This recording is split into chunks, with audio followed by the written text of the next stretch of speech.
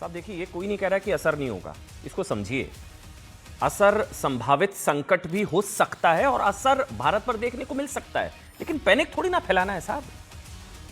आप पैनिक थोड़ी ना फैलाएंगे भाई। आपके पड़ोस में मैं कह रहा हूं अगर कुछ कोहराम मचा हुआ है, कुछ प्रॉब्लम है, तो फिर थोड़ी सी उसकी आग लगी है तो आंच तो घर तक पहुंचेगी। लेकिन आप पैनिक फैलाएंगे, हाय तौबा मचा देंगे, ये हो गया वो हो गया। अब होर्डिंग, कुछ लोग होर्डिंग कर रहे हैं, ये भी मानना पड़ेगा। मैं ये नहीं कह रहा हूं, इसको समझिए। ईरान इजराइल युद्ध का असर पूरी दुनिया पर पड़ रहा है। संभवतः थोड़ा भारत पर भी पड़ सकता है, पड़ेगा। पाकिस्तान जैसे कई देशों में तो अपने यहां अघोषित आपातकाल घोषित कर चुके हैं। लेकिन यह कहना कि मोदी की वजह से सब कुछ हो गया, मोदी ने आर्थिक आपातकाल लगा दिया देश के अंदर, मोदी जिम्मेदार हैं, खत्म हो गया सब कुछ, गैस खत्म हो गई, एलपीजी खत्म हो गया, ये खत्म हो गया, पीएनजी सीएनजी सब खत्म हो गया, आप पैनिक क्रिएट कर रहे हैं। देखिए, हालात पर काबू पाना किसी एक देश के हाथ में नहीं है। ये तो लोग ऐसे करें जैसे मोदी ने जाकर स्ट्रेट ऑफ हॉर्मुज जाकर खुद बंद कर दिया। ये एक वैश्विक समस्या है जिसका हल भी वैश्विक हालात पर निर्भर करेगा। जंग की वजह से दुनिया भर में तेल और गैस की सप्लाई पर असर पड़ सकता है, भारत में भी दिख सकता है।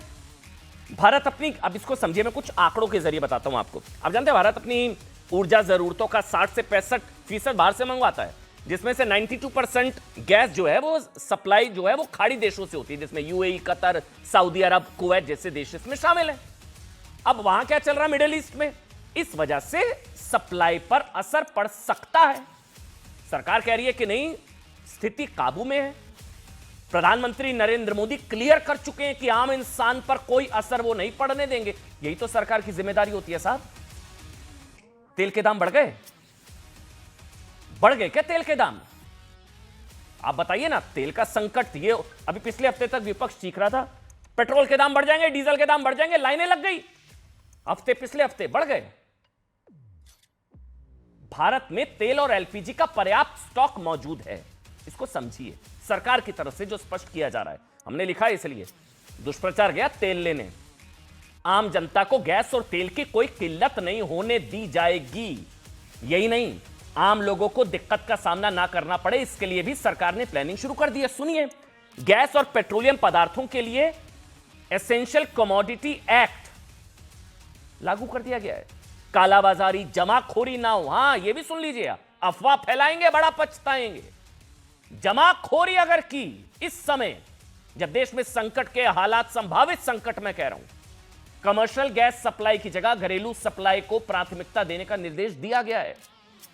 अच्छा, ये भी सुनिए, जो रीबुकिंग, मतलब घरेलू सिलेंडर की जब बुकिंग आप करते हैं तो दोबारा बुकिंग का समय जो पहले 21 दिन था उसको 25 दिन कर दिया गया है, 25 दिन बाद, ताकि जो है होर्डिंग ना हो, जिसको जरूरत नहीं उसके घर में 4-4, 5-5, 10-10, 15-15 सिलेंडर लोग ना भर के रख लें।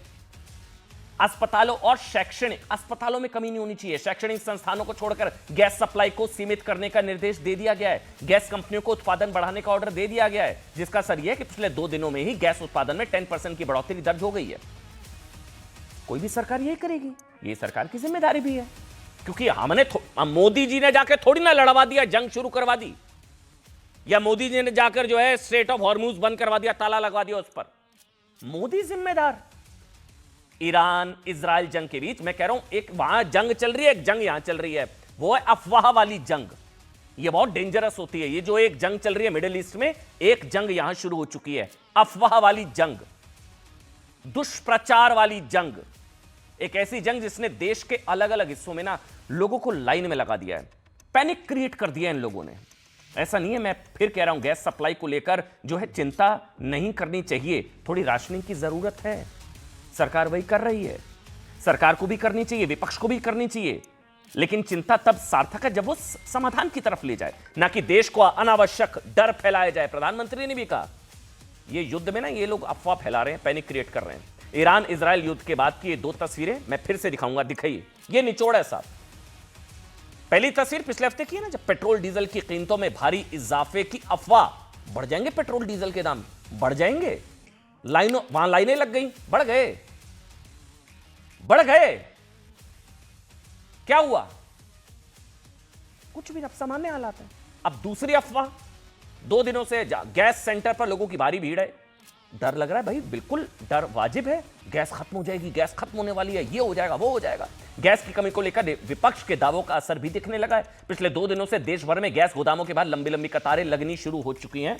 अरविंद केजरीवाल जी ने प्रेस कॉन्फ्रेंस कर दी। कांग्रेस की तरफ से भी आज एक सिलेंडर रखा गया, उस पर माला वाला चढ़ाई गई और नौटंकी चल रही है वहां अलग तरीके से। मोदी गारंटी दे रहे हैं, कांग्रेस नौटंकी। वहां पर क्या हुआ, ऐसे गैस सिलेंडर लगाया, उसके ऊपर माला वाला पहनाई और वहां चल रहा है कुकर के ऊपर माला वाला पहनाकर वो सब ड्रामा चल रहा है। एक बार सुने किसने क्या कुछ। हाँ, ये आ गई तस्वीर, ये देखिए, ये अभी देखिए क्या चल रहा है, ये सब ये नौटंकी नहीं तो क्या। ये देखिए ना आप तस्वीरें, सिलेंडर रख दिया, सिलेंडर के ऊपर फूल माला चढ़ा दी, उधर गैस चूल्हे के ऊपर कुकर रख दिया, कुकर के ऊपर आपने फूल माला चढ़ा दी। मोदी की गारंटी, कांग्रेस की नौटंकी। ये नौटंकी है, किसी को बुरा लगे सही बोले, भाई ये नौटंकी है। आपको अगर चिंता, आप पैनिक थोड़ी ना क्रिएट करेंगे। ये तस्वीरें देखकर लोगों के मन में आप डर पैदा कर रहे हैं, पैनिक क्रिएट करना चाह रहे हैं क्या? ये क्या है? ये देखिए सिलेंडर के ऊपर फूल माला, ये नौटंकी चल रही है। सुनिए किसने क्या कुछ कहा, सुनिए एक बार। कितना बर्दाश्त करेगी जनता? कितना इन 10 सालों में अगर आप देखें, चाहे हर चीज के दाम बढ़ गए हैं, बेरोजगारी बढ़ रही है, अब एलपीजी की सिचुएशन को देखिए, कितना बर्दाश्त करेगी?